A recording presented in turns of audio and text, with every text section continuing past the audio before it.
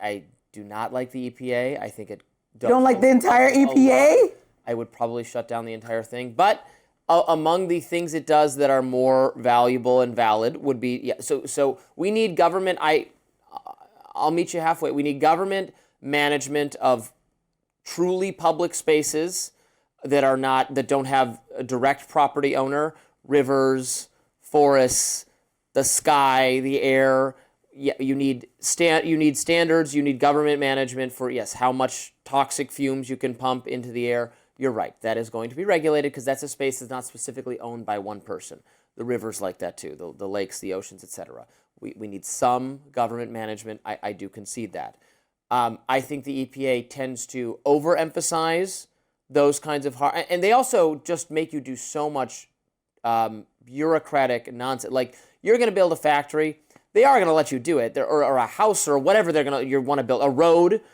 They just want you to do an environmental impact report. They want you to spend years putting together this giant stack of papers where you consider the cost to the 10-footed sloth, and then you just have to make this report. It takes forever to do it, and then it proceeds. Okay. So it's creating busy work. It's creating jobs for bureaucrats. And the fate of the 10-footed, what did I say, footed? I meant 10-toed. I made up this animal. The fate of the 10-toed sloth, it's kind of sad or whatever, but we got to kill all those sloths so that we can have, the sloth's life is not valuable enough. We're not talking about sloths. Progress. We're talking about the fact that the administration does not want to calculate the effects to human life, right? They want to take that out of the calculation because they said it's not accurate. But every administration prior to this that's been engaging with the EPA in this way has calculated that. So if a new company comes, like you said, and has to create a report that might be some tedious work for them, won't take years.